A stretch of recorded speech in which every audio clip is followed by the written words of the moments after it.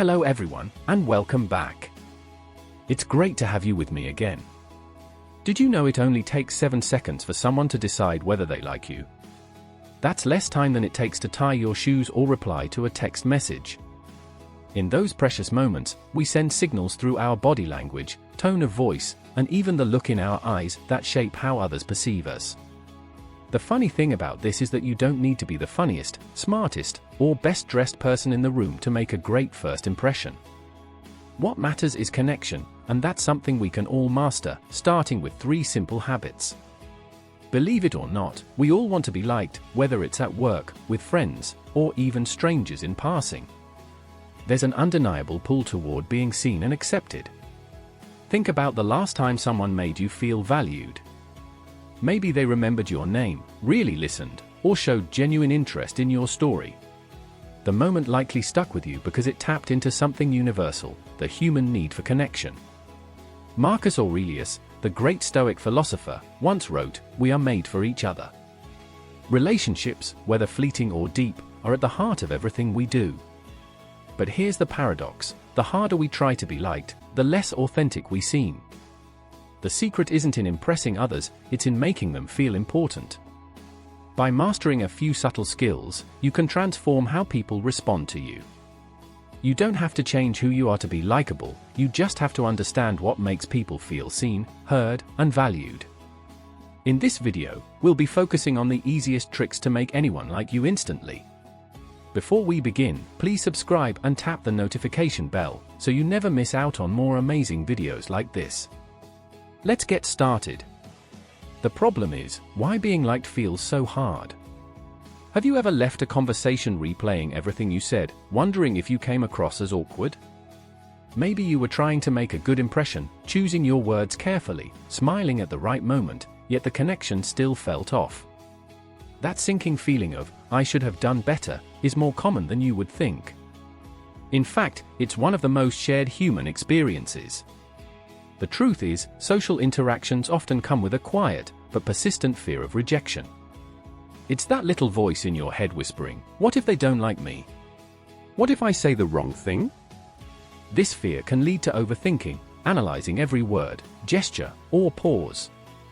Instead of being present in the moment, insecurity creeps in, and before you know it, you're more focused on your own performance than the person in front of you. Now, add modern distractions to the mix. Social media has trained us to connect through screens, liking, commenting, and sharing. But face-to-face conversations, they demand a level of presence and vulnerability that can feel overwhelming. Eye contact feels harder to sustain, silences feel more awkward, and the urge to check your phone can pull you away from the moment. These habits, while small, chip away at our ability to build trust quickly in real-life interactions. Let's say you're meeting someone new at a gathering. You try to strike up a conversation, but halfway through, they glance at their phone or give you a distracted nod. Suddenly, you feel unimportant, even though their intention might not have been to dismiss you. Moments like these happen every day, and they create invisible barriers between us. But there's hope. Being likable isn't about being flawless or effortlessly charming, it's about understanding the small, human ways we can bridge those gaps, ways that anyone can learn. And the good news is that you don't have to guess. There are proven techniques to help you break through the noise, connect deeply, and make a lasting impression. So, let's stop overthinking and start learning. The trick to being instantly liked isn't a mystery, it's a skill, and like any skill, it can be mastered with practice. The power of genuine attention. Let's say you're walking into a room full of people, each engaged in their own conversations. Now imagine one person turns toward you, locks eyes, not in a staring contest way, but with warmth and presence, and genuinely listens to what you have to say. You'd feel important, wouldn't you? Respected, valued. That's the transformative power of genuine attention. It's a gift we all crave, but rarely give or receive. Have you ever had a conversation where it felt like the other person wasn't really there? Maybe they kept glancing at their phone, cutting you off mid-sentence, or nodding absent-mindedly while their mind wandered elsewhere. Moments like these remind us just how rare genuine attention has become. Yet, the ability to make someone feel truly seen and heard is one of the fastest ways to build a connection.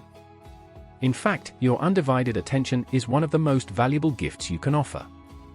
It's the foundation of likability. At its core, genuine attention isn't complicated, but it does require intention. People don't just want to be heard, they want to feel understood. When you focus entirely on the person in front of you, you're giving them something they might not even realize they're craving. Think of it this way: attention is like sunlight. Just as plants thrive when exposed to light, people flourish when they feel noticed and valued. The good news? You can master this skill with a few small, but powerful habits. Start with eye contact. Consistent, natural eye contact creates an unspoken message: I'm here, and I'm listening. Look directly at the person you're speaking to, but don't overdo it. Staring too intensely can feel intimidating. So think of it as a gentle rhythm.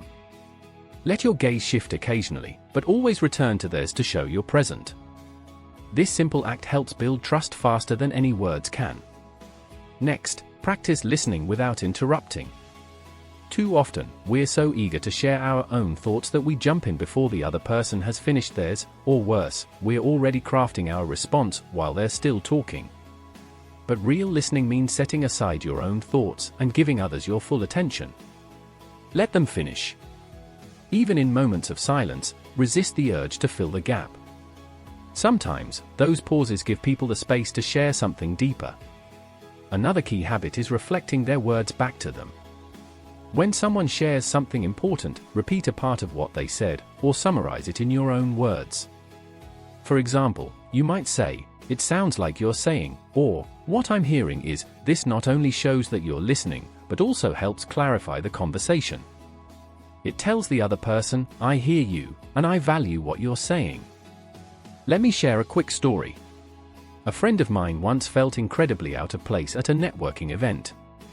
She stood quietly by the corner, unsure how to start a conversation.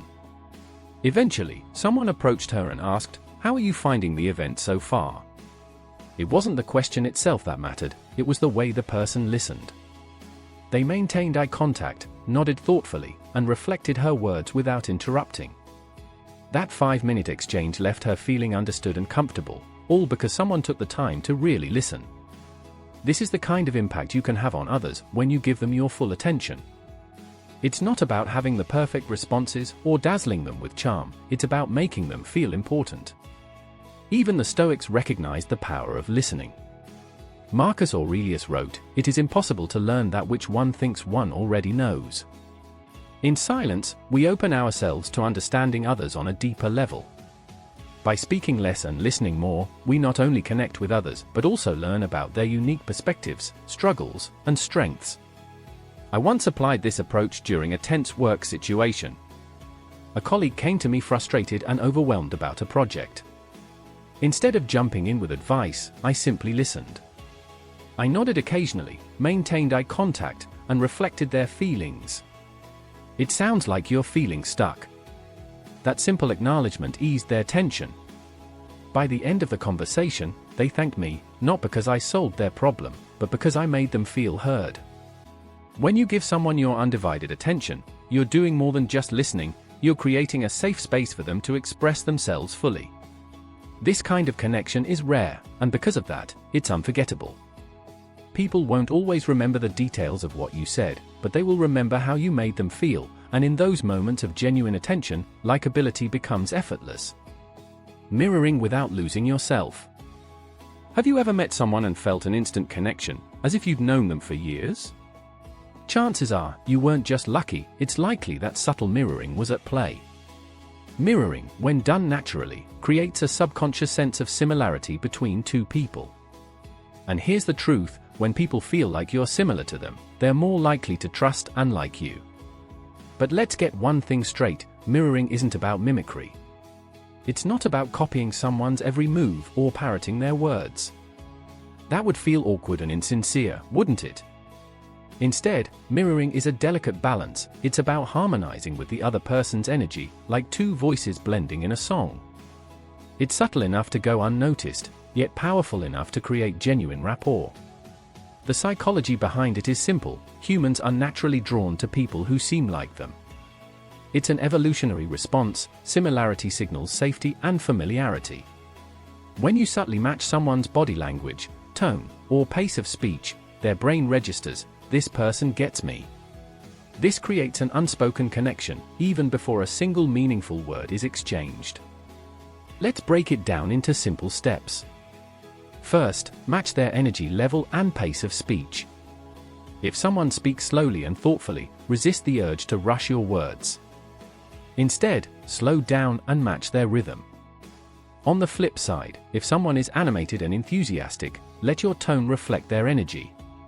This alignment creates a natural flow, making the interaction feel seamless. Next, mirror their positive body language. Pay attention to how they position themselves. Are they leaning slightly forward, using open hand gestures, or nodding as they speak? By subtly mirroring these movements, you send a non-verbal message that says, "I'm with you." But remember, subtlety is key. Avoid exaggerated gestures or mimicking every move, as this can come across as forced or even mockingly insincere. Finally, adapt to their communication style. Some people speak formally, choosing their words with precision, while others are casual and conversational. When you adjust your style to match theirs, you create a sense of alignment that puts them at ease.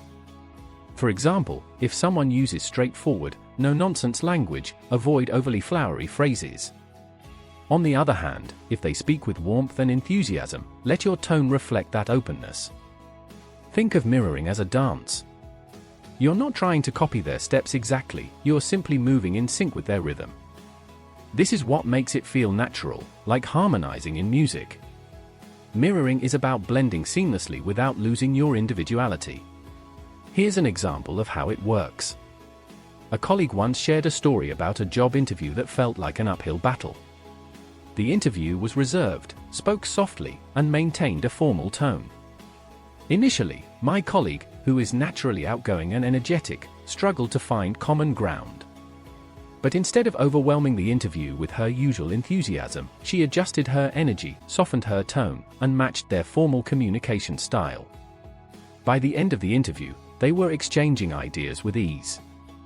The shift wasn't drastic, it was subtle and intentional, and it left a lasting impression. The power of mirroring isn't just limited to professional settings, it can transform everyday interactions as well. Picture this: you're meeting someone new at a social event. They lean slightly forward as they speak, so you mirror that subtle movement. They gesture with open hands, and you occasionally do the same. They're casual and conversational, so you keep your tone light and approachable. Without realizing it, they feel more connected to you, as if you're already on the same wavelength. Even Marcus Aurelius, the great Stoic philosopher, emphasized the importance of understanding others as a way to build trust. While he didn't write directly about mirroring, his teachings align with its principles. By observing and adapting to others, you foster harmony and connection, a foundation for mutual respect. Now, let's address the fear of losing yourself in the process. Some people worry that mirroring means abandoning their authenticity. But here's the thing: you're not changing who you are, you're meeting the other person where they are. It's about finding a balance between being yourself and being adaptable. When done right, mirroring feels natural, like a shared language that helps you both feel at ease. I once used this approach during a challenging interaction with a frustrated client. They were visibly tense, spoke quickly, and used short, clipped sentences. Instead of maintaining my usual calm, measured tone, I subtly picked up my pace and mirrored their directness. Gradually, I noticed their tension ease. They began to open up, and we ended the meeting on a positive note. What could have been a difficult conversation turned into a productive one, all because I adjusted to their communication style. Mirroring isn't about manipulation, it's about connection.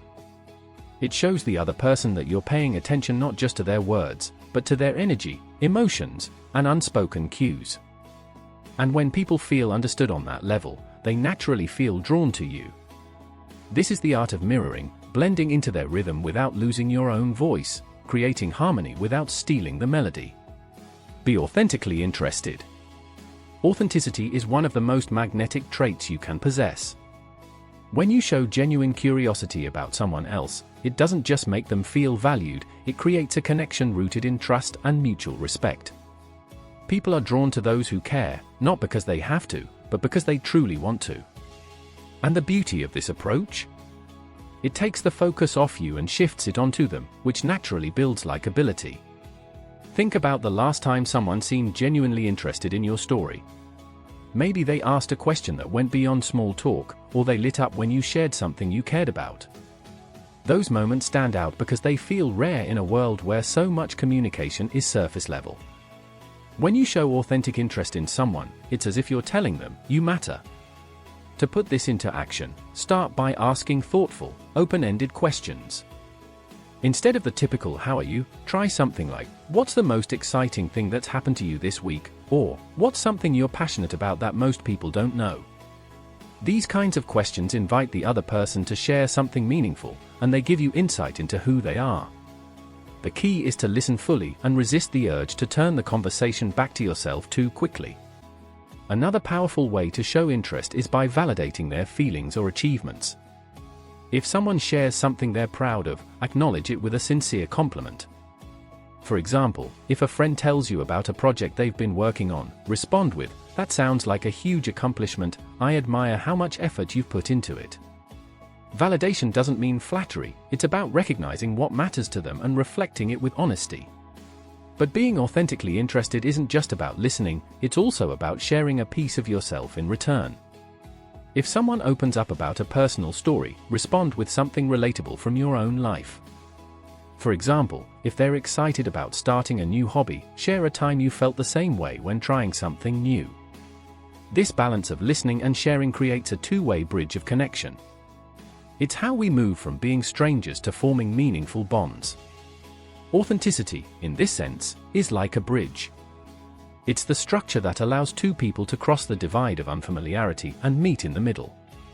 Without it, conversations feel mechanical or forced. With it, connections become effortless and memorable. A few years ago, I met someone at a workshop who seemed reserved and hesitant to engage. Instead of asking generic questions, I asked about the topic of the workshop and why they'd chosen to attend. That small shift opened a floodgate. They shared a personal story about how they'd been struggling with self-doubt and were there to learn how to overcome it. As they spoke, I validated their courage and shared my own experience with tackling self-doubt. By the end of that conversation, we weren't just participants at the same event, we were two people who had connected on a deeper level. This kind of authentic interest is something the Stoics understood well. Marcus Aurelius often wrote about the importance of understanding others, observing their nature, and treating them with kindness. Authenticity, at its core, is about aligning your actions with your values. When you approach someone with genuine curiosity, you're showing them your true self while inviting them to do the same. But let's be clear, authenticity doesn't mean oversharing or losing yourself in the process. It's not about impressing others or trying too hard to find common ground. Instead, it's about being fully present and open, allowing the connection to unfold naturally. If someone senses that your interest is forced or self-serving, it can have the opposite effect. That's why it's so important to stay grounded in your intentions. A historical example of authenticity's power comes from Abraham Lincoln, known for his genuine curiosity and ability to connect with others. Lincoln often asked people about their lives, their struggles, and their perspectives. He once said, "I am a slow walker, but I never walk back," which reflected his belief in moving forward with understanding and sincerity. His authentic approach to relationships made him one of the most respected leaders of his time. Always remember that being authentically interested doesn't just make others feel good, it enriches your own life. The more you learn about people, the more you understand the diversity of human experience. You discover new perspectives, new stories, and new ways of seeing the world. And in turn, you become someone people naturally gravitate toward, not because of what you say, but because of how you make them feel. So the next time you're in a conversation, focus less on impressing and more on connecting. Ask questions that matter, listen without distraction, and share pieces of yourself with sincerity. Authenticity isn't just a trick for being likable, it's a way of life that builds trust, deepens relationships, and leaves a lasting impact on everyone you meet. The most important mindset shift.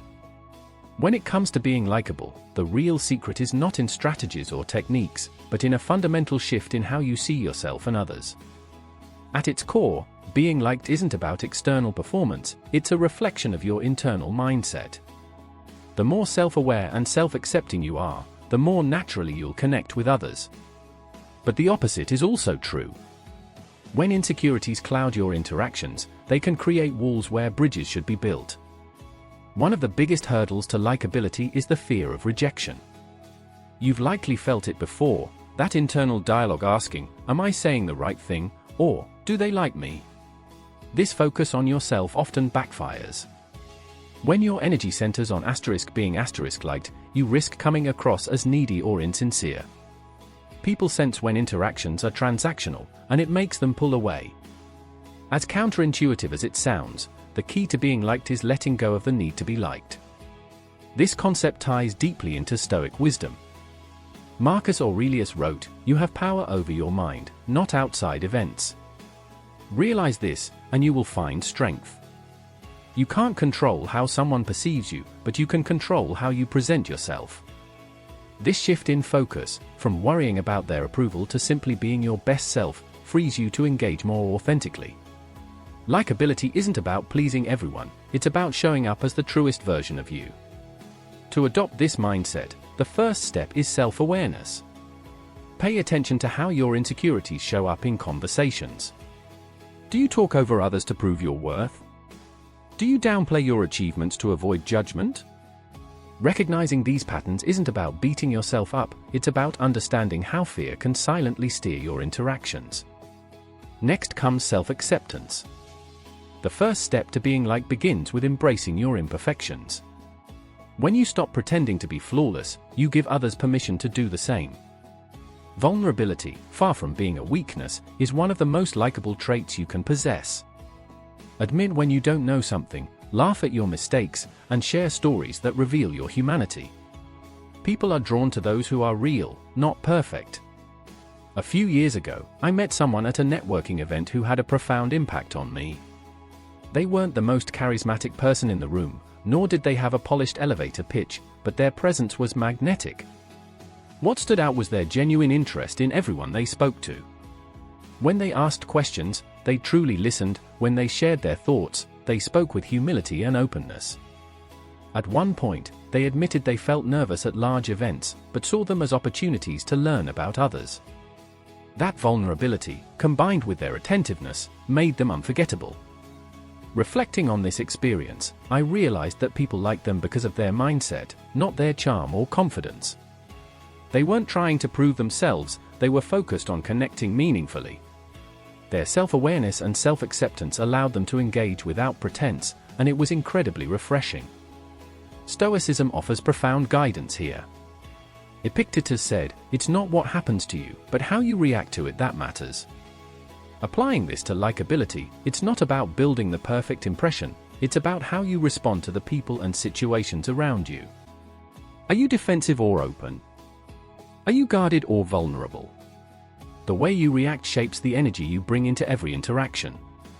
So the next time you walk into a room, remember, being liked isn't about perfection or strategy, it's about being present, being real, and being kind. When you embrace this mindset of connection, you'll watch your relationships transform, not just with others, but with yourself.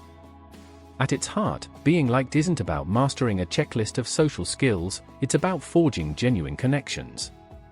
The 3 tricks we've explored, giving your undivided attention, subtly mirroring others without losing your authenticity, and showing sincere interest, are tools to help you connect with people on a deeper level.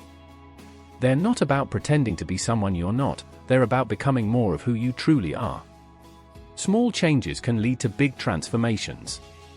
A kind word, a moment of genuine curiosity, or the courage to let down your guard can turn a fleeting interaction into something meaningful. Remember, you don't need to be perfect to be likable. What matters most is your willingness to be present and let others see your true self. Which of these habits resonates most with you? Or do you have a secret to building instant connections? Let me know, I'd love to hear your story.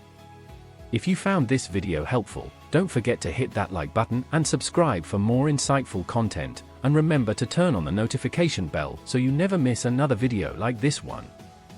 Thank you for watching.